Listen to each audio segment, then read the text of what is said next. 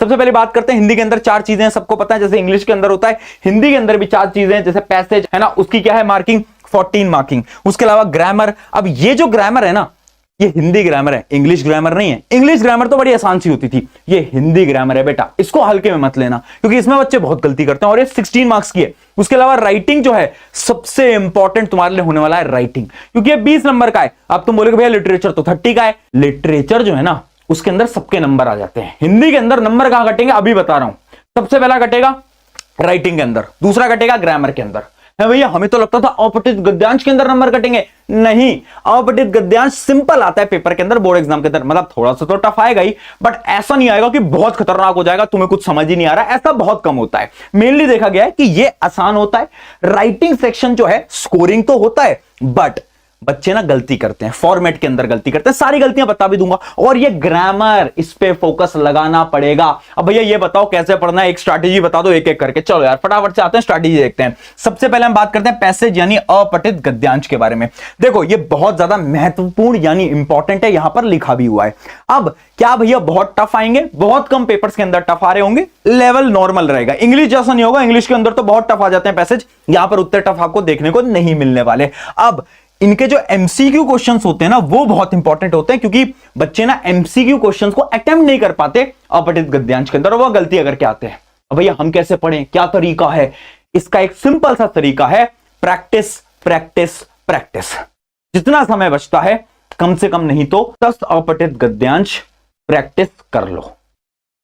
भैया 10 कैसे हो पाएगा? करना पड़ेगा, 10 कर लो यार, टाइमर लगा के करना, टाइमर लगा लेना क्योंकि एग्जाम के अंदर टाइम कम रह जाता है। तो सबसे पहली चीज है कि आपको अपठित गद्यांश को क्या करना है, प्रैक्टिस करना है 10 मिनिमम। अब यहां पर देखो एक चीज लिखी है, हर दिन 2 से 3 पैसेज। अब इस 2 से 3 को काट दो और यहां पर लिख दो भाई हर दिन 4 से 5 पैसेज। आज से बोल रहा हूं, अभी से करना इतने स्टार्ट कर दो, क्योंकि इतनी प्रैक्टिस तो तुम्हें करनी पड़ेगी अगर तुमने पूरे साल भर एक भी प्रैक्टिस नहीं करी है तो। ठीक है, सैंपल पेपर से आप करना स्टार्ट कर दो। उसके अलावा यहां पर ध्यान से देखना, क्या पहले पूरा पैसेज पढ़ें फिर सवाल का जवाब दें, ये बहुत इंपॉर्टेंट है। अब हम गलती क्या कर रहे हैं ना, हम ये सोचते हैं कि हम ना पहले क्वेश्चन पढ़ लेंगे फिर पैसेज को पढ़ने की कोशिश करेंगे। स्ट्रैटेजी काम नहीं कर पाती यार, स्ट्रैटेजी काम नहीं कर पाती। आप पहले एक बार पूरा का पूरा पढ़ लो, समझ लो, ज्यादा समय नहीं जाएगा, और उसके बाद जाकर आप क्या करना, आंसर दे देना। तो ये स्ट्रैटेजी मेरे लिए तो बहुत हेल्पफुल है, शायद तुम्हारे लिए भी होगी। अगली चीज, एमसीओ में जल्दबाजी की गलतियां होती हैं, ध्यान से करना। मैं फिर बोल रहा हूं, एमसीक्यू में बच्चे यहां पर गलत करके आते हैं, एकदम लल्लू आता है, लल्लू आसान है ना, बट गलतियां कहां होंगी? गलतियां होंगी एमसीक्यू के अंदर। तो तुम ये गलती मत करना, एमसीक्यू को ध्यान से देखना, उसकी ज्यादा प्रैक्टिस करना। भैया पेपर किस अटेम्प्ट में ऑर्डर करना है वो भी बताऊंगा, रुक जाओ। सबसे पहले एक एक करके स्ट्रैटेजी की बात कर रहे हैं, उसमें समझ आ गया प्रैक्टिस के बिना कोई और सोल्यूशन नहीं है। बात करते हैं दूसरी आपके राइटिंग सेक्शन की, जो कि मैं आपको आज बता रहा हूं, this is one of the most important. Literature में सबके नंबर आते हैं, जो यहां पर नंबर लाता है वो हिंदी के अंदर बहुत अच्छा स्कोर करके आता है। ठीक है, सबसे पहली चीज देखते हैं, इसके अंदर आपकी 4 चीजें हैं, क्या क्या? सबसे पहले आपका विज्ञापन लेखन या फिर अथवा संदेश लेखन। भैया क्या सेलेक्ट करें? सेलेक्ट आपको करना है आपका विज्ञापन लेखन, इस बात को आप याद रखो। क्यों भैया विज्ञापन लेखन? क्यों? क्योंकि इजी होता है, इजी होता है। मैं बच्चों के फीडबैक के अकॉर्डिंग बता रहा हूं, जो कि इतने साल से इसको अटेम्प्ट कर रहे हैं। तो विज्ञापन लेखन में नंबर आराम से मिलते हैं, नंबर नहीं कटते, बट यहां पर नंबर कटते हैं। तो आप इसका फॉर्मेट आराम से याद करना, ये आपके लिए इंपॉर्टेंट होने वाला है। उसके अलावा अगर हम बात करें इन 2 चॉइसेस के अंदर, तो उसमें भी मेरा ये सजेशन है ईमेल। क्यों?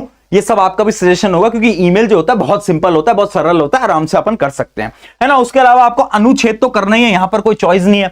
और आपका बच जाता है पत्र लेखन। अब सबसे इंपॉर्टेंट क्या है भैया? सबसे इंपॉर्टेंट है अनुच्छेद लेखन। ये सबसे इजी भी है और सबसे ज्यादा स्कोरिंग भी है, सबसे ज्यादा स्कोरिंग है। अब भैया इन सबके लिए ट्रिक्स क्या है? कोई ट्रिक्स है क्या? पहला पॉइंट, इनका फॉर्मेट। फॉर्मेट भूल गए, नंबर खत्म है भैया। फॉर्मेट इतना जरूरी है। देख, अगर तुझे कुछ भी नहीं आता ना, अगर तू सही फॉर्मेट भी लिख के आता है, 1 नंबर फॉर्मेट का होता है।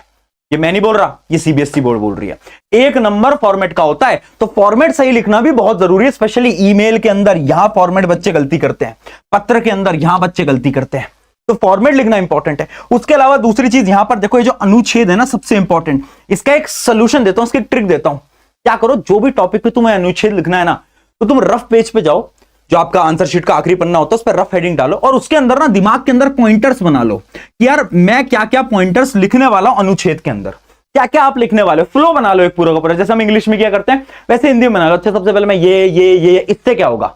इससे ना आपका वो जो काटा पीटी होती है ना, जो आप कट करते रहते हो, उससे बच जाओगे, टाइम में बचेगा। क्या भैया हिंदी का पेपर इतना लेंदी आएगा? नहीं, मेरे लिए नहीं आता। अगर तुम्हें हिंदी लिखने में दिक्कत होती है, तुम धीरे धीरे हिंदी लिखते हो, तुम्हारे लिए पेपर लेंदी रहने वाला है। बट अगर तुम हिंदी सही स्पीड पे लिख लेते हो, पेपर इजी रहेगा, लेंदी ज्यादा नहीं आता। इंपॉर्टेंट यह है कि आप सारे पॉइंट जहां पर कहां लिख लो, रफ में एक बार लिख लो, ताकि आपके दिमाग को पता चल जाए आप क्या क्या लिखने वाले, फिर आप इजीली लिख पाओ। ठीक है, तो इसके कुछ पॉइंटर जो कि मैं आपको ऑलरेडी बता चुका हूं। पहला है स्पेलिंग मिस्टेक में गलती मत करना। क्या भैया राइटिंग वाले सेक्शन में स्पेलिंग मिस्टेक करेंगे तो नंबर कटेंगे क्या? देखो रियलिटी यह है, नंबर कटते हैं, बट क्या भैया बहुत सारे नंबर कटते हैं? नहीं।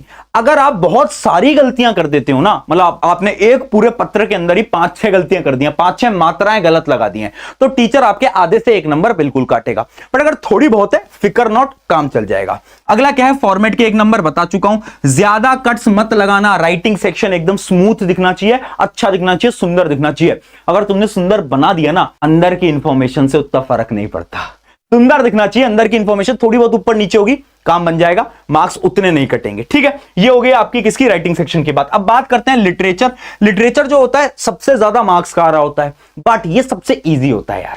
क्यों? क्योंकि तुम वही लिटरेचर की किताबें स्कूल के अंदर पढ़ते आ रहे हो, पूरा साल तुम्हें निकल गया, थोड़ा बहुत तो तुम्हें पता होता है ना, कहानियां वगैरह सब पता होती हैं। अगर नहीं पता है तो अभी भी तुम्हें पता है कि लाली मैम जो है वो मैराथन्स प्लान करेंगी, तो तुम उनकी देख लेना, लिटरेचर तुम्हारी वहां से एकदम शॉर्ट हो जाएगी। ठीक है, अब देखो यहां पर 2 कोर्सेज हैं, एक आपका हिंदी ए है, एक आपका हिंदी बी है ना, अलग अलग किताबें हैं दोनों के अंदर। बट एक चीज क्या तुमने नोट करी है, तुम्हारे टीचर ने भी ये बताया होगा कि जैसे अपना ये कोर्स ए है ना, तो इसमें एक बुक है क्षितिज, जिससे कि हमेशा शॉर्ट आंसर्स पूछे जाते हैं, नोट करिए, और दूसरी किताब है कृतिका, जिससे हमेशा लॉन्ग आंसर पूछे जाते हैं। सिमिलरली आपका कोर्स बी में सेम ही चीज है कि यहां पर जो स्पर्श है उससे शॉर्ट आते हैं और संचयन से क्या आते हैं, आपके लॉन्ग आते हैं, है ना।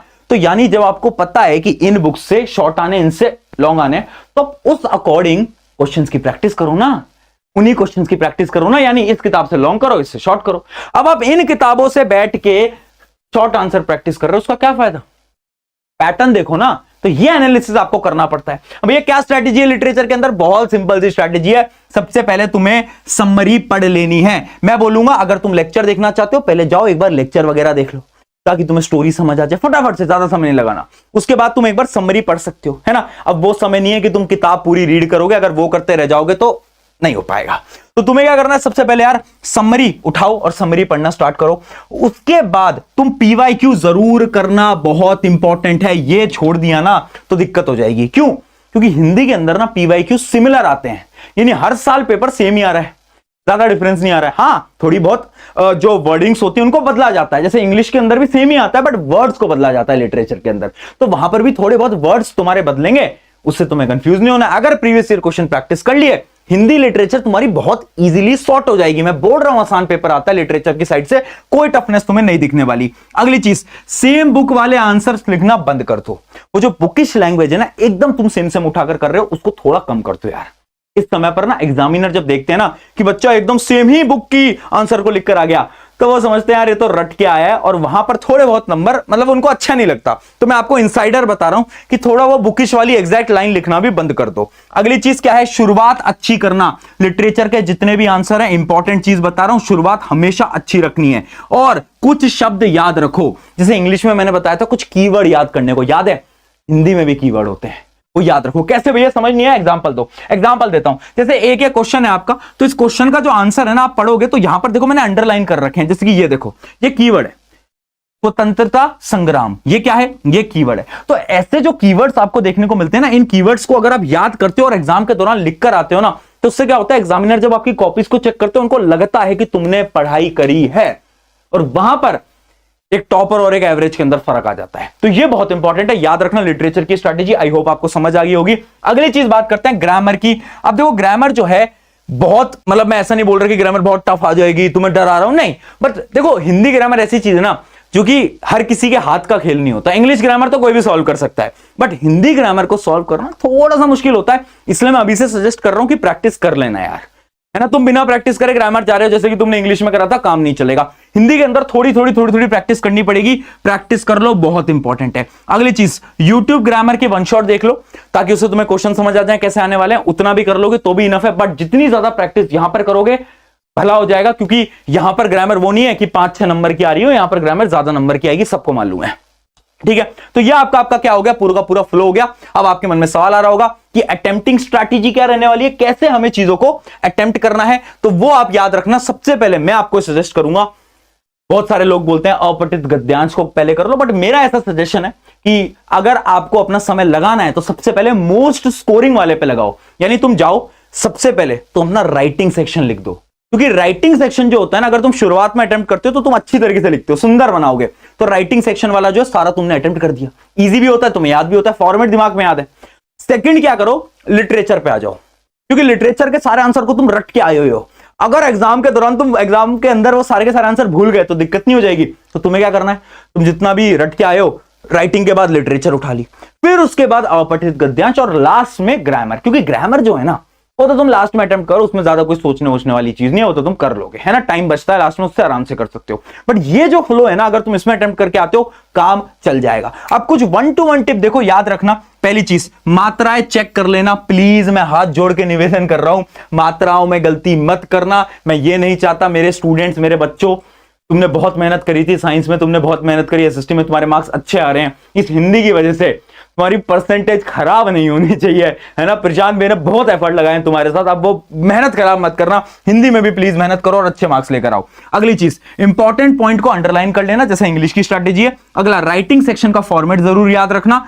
एमसीक्यू की प्रैक्टिस करो, बहुत इंपॉर्टेंट। बच्चे एमसीक्यू गलत करके आ रहे हैं, यहां पर प्रैक्टिस कर लो और सीक्वेंस में अटेम्प्ट करो। यानी जो भी सेक्शन तुम उठा रहे हो, मान लो तुम सेक्शन सी पहले उठा रहे हो, तो उसमें सीक्वेंस में अटेम्प्ट करना। ऐसा नहीं इधर उधर का कि पहले क्वेश्चन नंबर 2, 3, 7, 8, नहीं, ऐसे नहीं। एक सीक्वेंस में पूरा का पूरा आपको क्या करना है, अटेम्प्ट करना है। तो ये क्या थी, ये थी आपकी पूरी की पूरी हिंदी की स्ट्रैटेजी। और लास्ट में यहां पर भी एक लाइन लिखी है कि this exam will be best exam of your life. इस बात को याद रखना, और मैं सच बोल रहा हूं, एग्जाम होगा तुम्हारी लाइफ का सबसे बेहतरीन एग्जाम। तो सेल्फ कॉन्फिडेंस गिरने मत दो यार, मुझे पता है कुछ एग्जाम तुम्हारे खराब गए हैं, तो कॉन्फिडेंस मत गिरने दो, तुम कर लोगे, तुम्हारे अंदर जुनून है, तुम फाइट मार जाओगे। हिंदी में अच्छे मार्क्स लेकर आओ, जाओ, है ना। और कमेंट में लिख देना, this exam will be best exam of my life. शुक्रिया एवरीवन, मिलते हैं नेक्स्ट वीडियो के